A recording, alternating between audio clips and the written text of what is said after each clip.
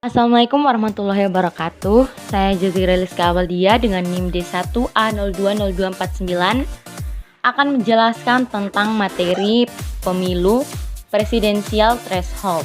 Sebelum membahas tentang presidensial threshold dalam pemilihan umum serentak, perlu untuk membedakan beberapa varian ambang batas atau threshold yang sering digunakan dalam penyelenggaraan pemilu.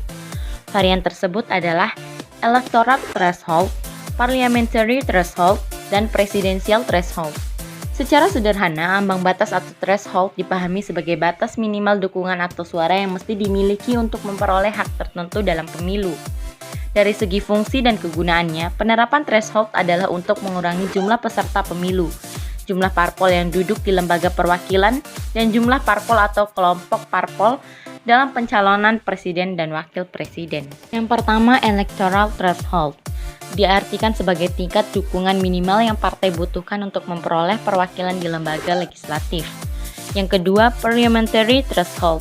Parliamentary threshold adalah ambang batas perolehan kursi oleh partai di parlemen atau Dewan Perwakilan Rakyat. Dengan kata lain, parliamentary threshold adalah ambang batas perolehan suara minimal partai politik dalam pemilu untuk diikutkan dalam penentuan perolehan kursi di DPR. Yang ketiga, presidential threshold. Godfriedus Goris Seran halaman 557 mendefinisikan presidential threshold sebagai ambang batas perolehan suara yang harus diperoleh oleh partai politik dalam suatu pemilu untuk dapat mengajukan calon presiden. Misalnya dalam pemilu presiden dan wakil presiden 2009, pasangan calon presiden dan wakil presiden diajukan oleh partai politik atau gabungan partai politik yang memiliki sekurang-kurangnya 25% kursi di DPR atau 20% suara sah nasional dalam pemilu legislatif. Apakah presidensial threshold konstitusional? Ambang batas pencalonan presiden dan wakil presiden, presidensial threshold pertama kali dirumuskan dalam Undang-Undang Nomor 23 Tahun 2003 tentang Pemilihan Umum Presiden dan Wakil Presiden. Sekarang tidak berlaku lagi. Pembatasan tersebut dirumuskan dalam bab 2 tentang peserta pemilu presiden dan wakil presiden, tepatnya pada pasal 5 ayat 4 yang menyatakan bahwa pasangan calon sebagaimana yang dimaksudkan pada ayat 1 hanya dapat diusulkan oleh partai politik atau gabungan partai politik yang memperoleh sekurang-kurangnya 15% jumlah kursi DPR atau 20% dari perolehan suara sah nasional dalam pemilu anggota DPR. Pemilihan presiden dan wakil presiden yang dilakukan pada tahun 2004, 2009, dan 2014 menggunakan perolehan jumlah kursi DPR dan suara sah nasional pada hasil pemilihan legislatif yang telah dilaksanakan sebelumnya sebagai ambang batas pencalonan presiden dan wakil presiden, karena pemilihan legislatif dilakukan sebelum pelaksanaan pemilihan calon presiden dan wakil presiden. Hal tersebut berbeda dengan ketentuan yang terdapat pada Undang-Undang Nomor 7 Tahun 2017 tentang Pemilihan Umum, karena pelaksanaan pemilihan presiden dan pemilihan legislatif dilaksanakan secara serentak pada April 2019.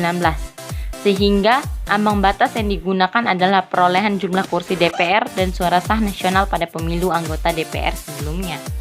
Ketentuan tentang besaran perolehan jumlah kursi maupun suara sah nasional yang menjadi syarat untuk dapat mengusulkan pasangan calon presiden dan wakil presiden selalu berubah setiap kali pelaksanaan pemilu.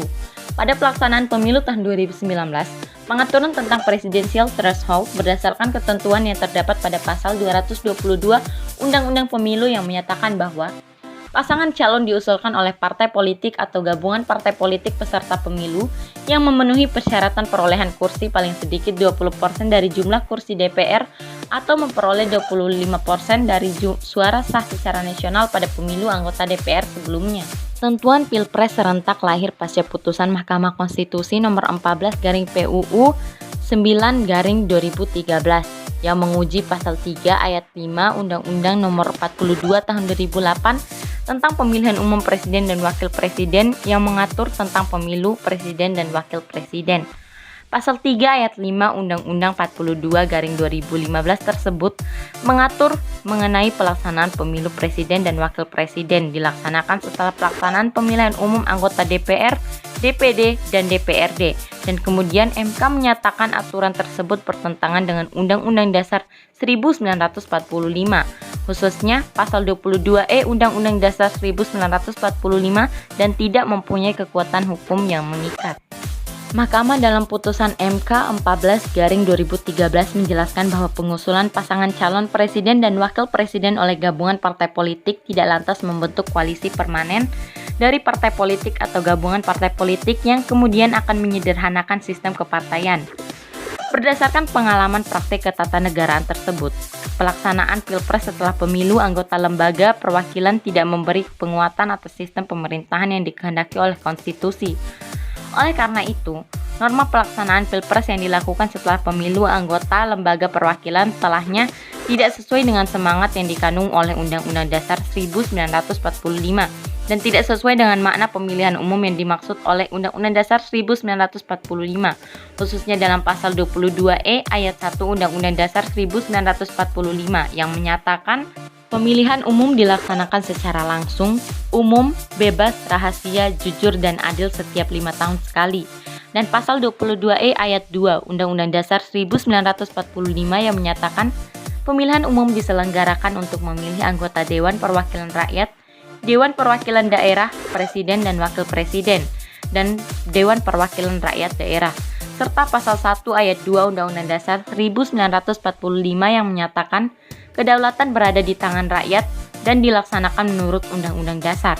Pasal 222 Undang-Undang Pemilu yang mengatur mengenai presidensial threshold sebelumnya pernah dimohonkan untuk judicial review ke MK. Namun, pada bagian amar putusan mahkamah menyatakan bahwa penyelenggaraan pemilu secara serentak berlaku untuk penyelenggaraan pemilihan umum tahun 2019 dan pemilihan umum seterusnya, termasuk tentang penggunaan presidensial threshold yang dinyatakan konstitusional berdasarkan putusan Mahkamah Konstitusi nomor 53/PUU nomor 15/2017. Dalam putusan tersebut, MK menegaskan bahwa pasal 222 Undang-Undang Pemilu tidak bertentangan dengan ketentuan yang terdapat dalam Undang-Undang Dasar 1945. Tetapi, dalam putusan MK tersebut terdapat 2 orang hakim konstitusi yang memiliki pendapat berbeda, yaitu Hakim Konstitusi Suhartoyo dan Hakim Konstitusi Saldi Isra. Dalam dissenting opinion dinyatakan bahwa dengan membaca formulasi perumusan pasal 222 Undang-Undang Pemilu menjadi sulit dibantah bahwa pesan tentang mendasarkan pada ketentuan Undang-Undang Dasar 1945 dalam putusan MK nomor 14/2013 terang-terangan diabaikan oleh pembentuk undang-undang. Artinya, pembentuk undang-undang berhenti membaca pertimbangan Mahkamah Konstitusi dalam putusan equo hanya sampai pada kalimat bahwa syarat jumlah kursi dan jumlah suara partai politik sebagai syarat mengajukan pasangan calon presiden adalah kewenangan pembentukan undang-undang.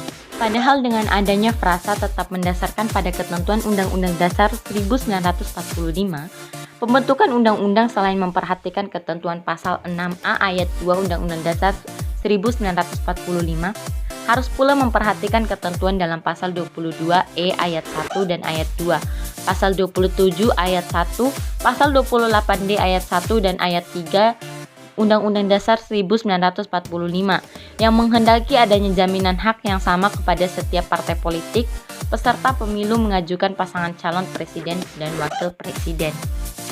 Sekian yang bisa saya sampaikan, lebih dan kurangnya mohon maaf. Wassalamualaikum warahmatullahi wabarakatuh.